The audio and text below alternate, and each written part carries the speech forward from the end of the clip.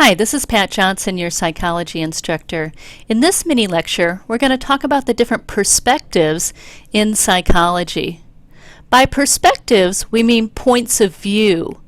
In other words, psychologists don't all agree on what causes human behavior and mental processes. Some think some things are more important, while others think other things are more important. Just like in a class, if I went around the classroom and asked, why do people act the way they do? Each student would have their own slightly different bent on human behavior and mental processes. In your textbook, you can see this chart, and this chart shows the major perspectives in psychology. It goes through neuroscience, evolutionary, behavior genetics, psychodynamic, behavioral, cognitive, and social cultural. So that's a pretty complex table showing lots of different perspectives in psychology. We're going to make it a little bit more simple. These first three, neuroscience, evolutionary, and behavior genetics, all have something biological in common. So to simplify our table, we're going to take these first three perspectives, simplify them into the biological perspective, and see how the biological perspective explains human behavior and mental processes. Then we'll use an example. We could use any behavior as our example. We could take depression, we could take schizophrenia, we could take happiness. I've chosen to take aggression, though, just by happenstance, as a behavior that we could explain from all the different perspectives. So we'll collapse those first three perspectives from that chart, call it the biological perspective, and then we'll continue through that chart in your textbook, looking at the other perspectives, explaining them, and then see how they explain the behavior of aggression. So, in looking at the biological perspective, this perspective looks at how the body and brain enable emotions, memories, and experiences. In other words, this perspective would say anything you think, anything you do, is because of a biological process. Everything is biological. So I want you to think to yourself, what type of things are biological that affect human behavior? Well, it could be something like, you've probably heard the term chemical imbalance. We'll also use the term neurotransmitters later in the course. Hormones affect behavior and mental processes. So do brain injuries. So do our genetics. It's possible that at some point in your life somebody said to you, you're just like your mother or father or brother or whomever. That's very biological in its explanation for understanding human behavior and mental processes. So, if we go to our example behavior of aggression, we could say that aggression could be caused by brain damage, or hormones, or a chemical imbalance. Notice all of these things are biological. Okay, let's continue on. In going through that chart in your book, the next thing on the chart is the psychodynamic perspective. This perspective is Freud's perspective. You've probably heard of Sigmund Freud before. If you haven't, don't worry. We'll talk about him a lot in the personality chapter. Freud thought that behavior and mental processes were caused by unconscious drives and urges.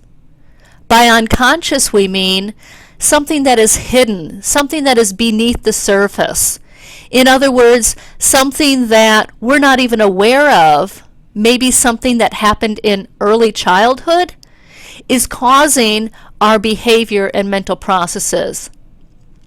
The two drives that Freud thought were particularly important were sexual and aggressive urges. And again, we'll see this even more in the personality chapter. So how would Freud, the founder of the psychodynamic perspective, explain aggressive behavior? Well, the answer is here. Freud would say that aggression could be caused by an unconscious drive. In other words, he said one of our main drives is aggression, so aggression is normal. He would say you just need to learn how to channel it. Let's go on to the next perspective. That chart in your book shows the behavioral perspective as the next perspective on the list. This perspective is also called learning theory or the learning perspective. The behavioral perspective looks at how we learn observable responses. Behavior that leads to good consequences is repeated. So let's suppose it's the first day of kindergarten, and a bully comes up to me, takes my lunch money, and gets my lunch money, and nothing bad happens to him or her. What's that person likely to do tomorrow?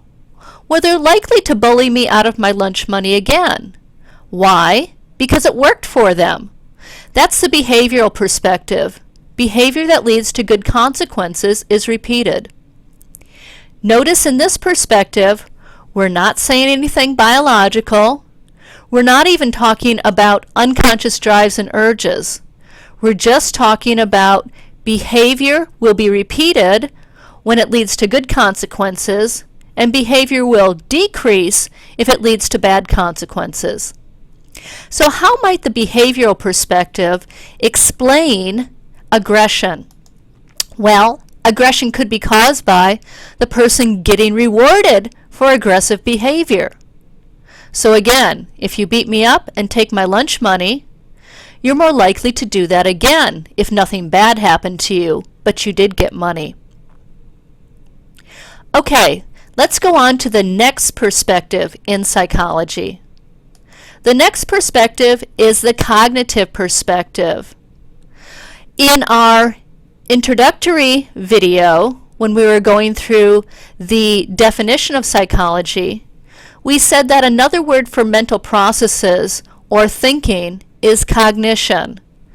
So that's really important to remember, that the cognitive perspectives looks at how we think. This perspective looks at how our thoughts affect our behavior. If I internally thought that my students were a bunch of losers, it would probably affect my teaching. It would affect my teaching in a negative way. On the other hand, if my cognition, in other words, my thinking, was that my students, in spite of their busy lives, are still trying really hard to gain an education, well, that would affect my behavior positively, and I would do my best to try to be a good teacher. Let's now look at how the how the cognitive perspective would explain aggression. The cognitive perspective would say the person thought that aggression was a logical response to the situation. You've probably people watched in your life, and you've probably sat there and said, oh, that person's going to blow. I can just tell. He or she is really upset. If you've said that, you've really been using the cognitive perspective because you were saying how their thinking affected their behavior. The last perspective on the list is the social cultural perspective. This perspective looks at how behavior and thinking vary across situations and cultures. In other words, if you really wanted to know why your teacher, Pat Johnson, is the way she is, you would probably need to know that I'm female, I'm middle-aged, I'm white, I'm Catholic, I'm from the Midwest. All of those factors, our race, our ethnicity, all of those factors affect who we are, affect our thinking and affect our behavior. That's the social cognitive perspective. So how might the social cognitive perspective explain aggressive behavior? And again, remember, aggression just happens to be the example we're using. We could have used any behavior down here as our example.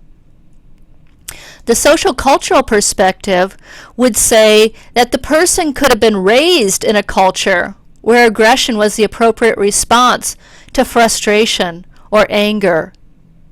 The social cultural perspective might also say she was aggressive because she may have issues culturally, racially, by gender, with the person that she is having a tiff with. In other words, that she's acting aggressive towards.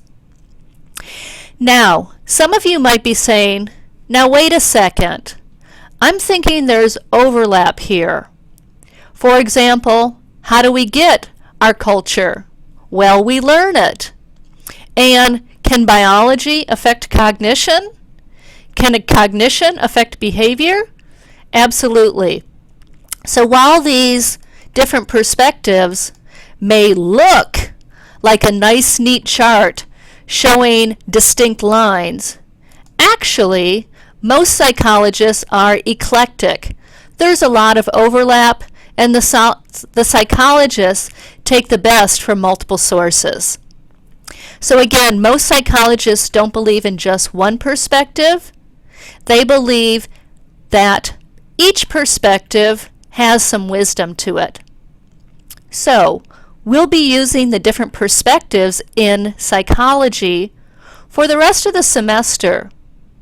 If I were to say something like, how might a psychologist who used the biological perspective explain schizophrenia? You would say something that has to do with something biological. If I was to say, how might autism be affected by the learning perspective? You might say something like, well, it's possible that autistic behavior might have been reinforced. Actually, we do know that autism is very biological. But I want you to be familiar with these different perspectives. They're really important in understanding the different viewpoints in psychology.